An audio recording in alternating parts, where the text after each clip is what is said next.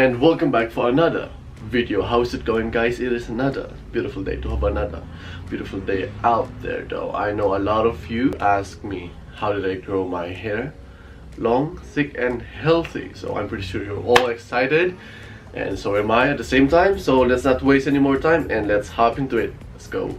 Tip number 1, patience is the key.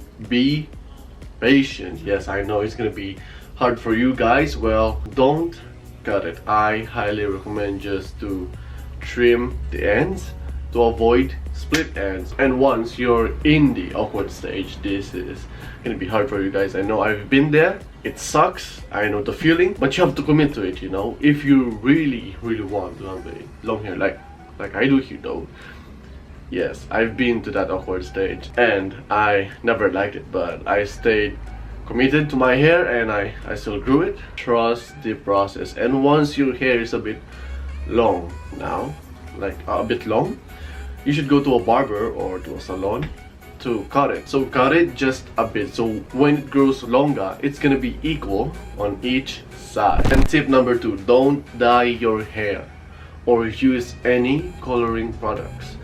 Avoid chemicals at all costs. Now this is gonna sound weird, but yes, I never colored my hair, so you guys can tell. I prefer it like this though. I believe chemicals are bad, especially for your hair when you're dyeing it. It can cause dryness to your hair, which leads to split ends, and we want to avoid that. Now some chemicals or any coloring products though are actually bad for your scalp, and it will actually make your hair thinner, and you don't really want that if you want to keep your hair thick though. Well, I'm not pro about chemicals or any coloring products, but if you still want to color your hair, it's up to you though. You can ask some professionals about this, but for me, I never colored my hair because I never liked it, and I did it before when I still have a short hair and it did me wrong, you know.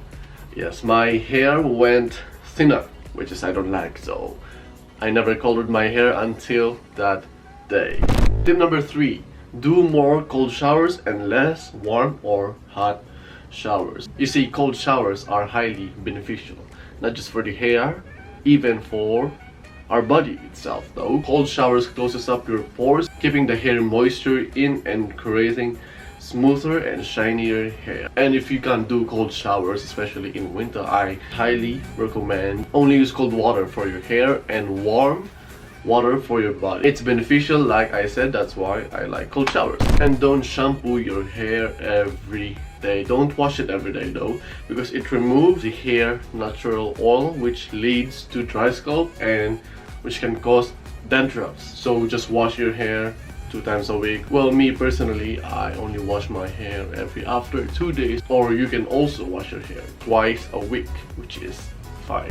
Be extra careful when drying your hair with towel, because your hair is very fragile while it's wet or when it's still wet, and that's why you have to be really careful.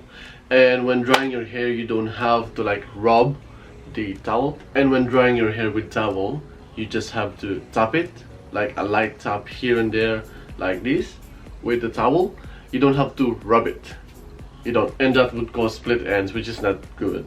For my next tip, never use a hair dryer. Personally, I never really use any hair dryers because I'd rather call them hair killers. Hair dryers or any other heat styling tool high temperature actually weakens your hair fibers and can cause dry hair. Personally, I only use natural air to dry my hair, and it's actually working. Don't brush your hair when it's wet. Use only wide tooth hair comb like this one, I have it here.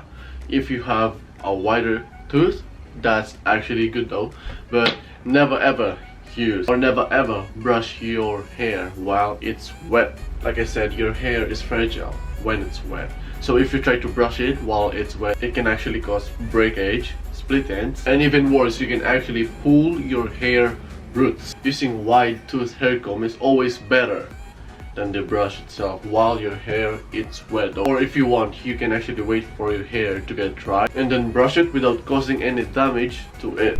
Don't sleep or go to bed with wet hair. Avoid at all costs as well. Sleeping with wet hair can risk of developing a fungal infection of the scalp, such as fungi, which leads to conditions like dandruff and split ends. Drink vitamins every day as well, such as vitamin A, B, C, D, and E, especially vitamin A. Vitamin A is good for hair growth and it moisturizes the scalp and keeps the hair healthy at the same time. And vitamin B helps create red blood cells which carry oxygen and nutrients to the scalp. You can get vitamin B from food as well, such as fish, green foods, almonds, and meat. And speaking of meat, you also need protein as well. Eating or consuming protein is also important for hair growth because hair follicles are mostly made of proteins as well. Protein makes your hair strong and healthy at the same time. And studies have shown that lack of protein can cause hair loss. Now, you can get natural protein from food such as meat, fish, egg, nuts, and dairy products. And that's it for today, guys. That's 10 quick tips of how to grow your hair long, thick, and healthy at the same time. And if you like this video, feel free to like and subscribe if you're not subscribed already yet. And don't forget to click that bell notification button so you get notified whenever I post videos like this. And thank you guys for watching my video for today, and I'll see you on my next video. Wolf out.